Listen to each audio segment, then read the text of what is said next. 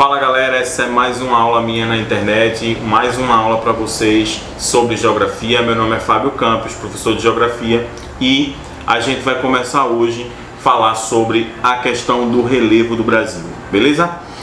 A gente viu nas aulas passadas, quem acompanhou nas lives, quem acompanhou lá no canal do YouTube, viu que a gente falou sobre como esse relevo ele se formava, tá? Existiam os processos que vão ser chamados de processos endógenos, que são justamente aqueles processos que são internos, tá? E aí a gente separou os processos que vão ser chamados de epirogênese e os que vão ser chamados de orogênese, tá? Lá nos vídeos anteriores eu tinha dado uma dica para vocês e eu vou repetir essa dica aqui, que é justamente a ideia de que não tem processo orogenético no Brasil. Essa dica ela vai casar perfeitamente com a aula de hoje, já que a gente vai tratar sobre relevo do Brasil, beleza? A questão orogenética ela fica apenas para a questão de dobramento moderno, tá? Então o relevo do Brasil ele é um relevo que vai ser chamado de relevo cristalino, que tem uma formação geológica muito antiga, que vai ser formatada em cima de processos que serão chamados de crátons, tá? Ou seja, estruturas extremamente rígidas e impermeáveis, certo? Então relevos que se formaram uma quantidade muito grande de tempo, certo? A orogênese ela vai ser entendida como um processo que será chamado de dobramento moderno, ou seja, ela tem um tempo geológico completamente diferente do tempo do que aconteceu a geologia no Brasil. Beleza? Dito isso, a gente vai para a parte introdutória do relevo do Brasil hoje, tá? Existiram três cientistas que se dedicaram basicamente a estudar as estruturas de relevo no Brasil.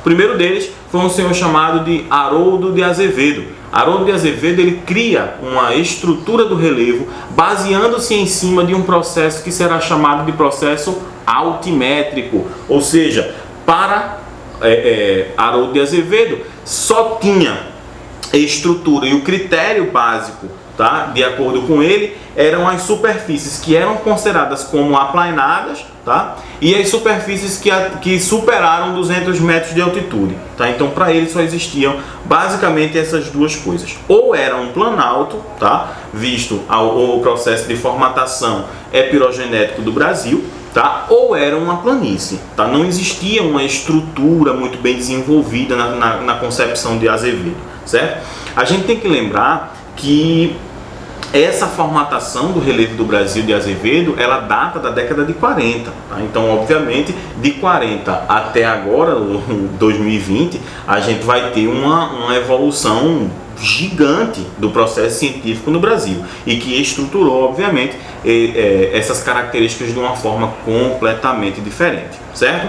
Então, a gente precisa entender essa problemática de Haroldo de Azevedo, entendendo os níveis altimétricos como sendo os principais pontos de acusamento, né, entre planaltos e planícies no Brasil, certo? Com base nisso, ele vai dividir o território brasileiro em 8 macro regiões de relevo, tá? Então ele vai dividir lá a planície amazônica, o Planalto Central, tá? Ele vai dividir o Planalto Atlântico, a planície costeira, tá? Então ele não vai ter muita diferenciação. No Brasil, segundo Azevedo, ou serão planaltos ou serão planícies, tá? Onde for planalto, obviamente vai originar um processo residual, e esse processo residual por ele será chamado de planície, beleza? A segunda parte que a gente vai ter é justamente a classificação de um senhor chamado de Aziz Nassir Absaber, tá? Absaber, ele apresenta uma nova classificação de relevo no Brasil, completamente diferente, tá? Ele já começa a entender que não era só um processo endógeno da formação, tá? Ele passa a entender que esse processo que estava aqui na superfície, ele era passivo de processos exógenos, tá? De erosão e intemperismo, que a gente viu lá atrás, tá? Nos outros vídeos. Então, ó, Os processos passam a ser entendidos a partir de Absaber como processos geomorfológicos, tá? Então, geo, obviamente, é a Terra e a morfologia que a Terra apresentava. Então, para eu poder entender processo geomorfológico, eu preciso entender os dois contextos. Eu preciso entender o contexto da formatação endógena e da modelagem externa, que eu vou chamar de fatores exógenos. Que fatores exógenos ele vai levar em consideração? Obviamente, todos os fatores de erosão e todos os fatores de intemperismo, certo? Assim, para ele, vai existir o planalto, que é uma superfície que predomina o processo de desgaste, e vai existir a planície, que são as terras baixas, que vai ser uma área de sedimentação do processo que veio acima, tá? Então, Absaber, ele cria o entendimento geomorfológico, tá? Eu sei que a gente costuma muito falar de Absaber quando a gente fala de domínio morfoclimático, né? De biomas do Brasil, mas ele também foi importante em criar essa ideia da compartimentação do relevo no Brasil, certo? Então, é extremamente importante que a gente entenda. Até agora, a gente viu compartimentação de relevo de Haroldo de Azevedo, década de 40. A gente viu a compartimentação de relevo de Assis Nassib Absaber, popularmente conhecido como professor Absaber, da década de 50, tá? E aí a gente vai ver agora a última dessa formatação, certo? Que vai ser a classificação de um geógrafo, tá? Chamado Jurandir Roig, certo?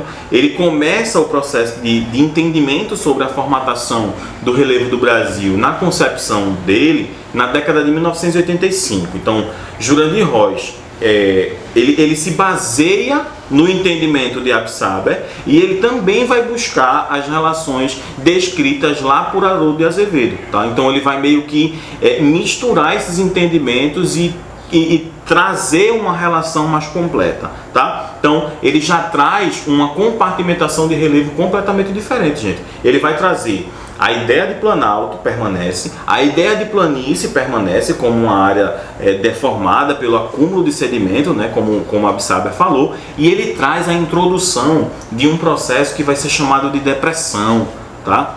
E aí a gente precisa, nesse momento, quando a gente fala de depressão, a gente precisa fazer um adendo. Que adendo é esse, pessoal? É que existe depressão no Brasil? Com certeza existe depressão no Brasil. Porém, essas depressões, elas serão apenas depressões relativas. Elas não podem ser entendidas como depressões absolutas, tá? O que é uma depressão absoluta? É aquela depressão que vai abaixo do nível do mar, certo? Então, isso aí não existe no Brasil. A gente vai ter apenas depressão relativa. Professor, eu preciso ligar, eu preciso entender, eu preciso pegar uma referência de um entendimento básico de um local. Depressão sertaneja, tá? Então a gente tem aqui próximo a gente, já que a gente está falando aqui de Pernambuco, a gente tem a formatação ali da depressão sertaneja, tá? A gente vai ter Planalto da Borborema de um lado, Planalto de Jatobá, e ali a gente vai ter também as formatações de depressões sertanejas que envolvem essas regiões, beleza? Bom, dentro dessa ótica, gente, a gente precisa entender que Roig, ele vai fazer mais de 20 compartimentações de relevo, tá? Ele vai achar aí mais de 20 compartimentações entre planaltos, planícies e depressões, beleza? Esse foi uma introduçãozinha sobre relevo do Brasil. É sintético para que vocês, obviamente, se aprofundem. Eu estou esperando vocês lá no Instagram e no WhatsApp, para quem tem, né? E responder lá qualquer dúvida que ficar com relação a esse princípio de aula, beleza?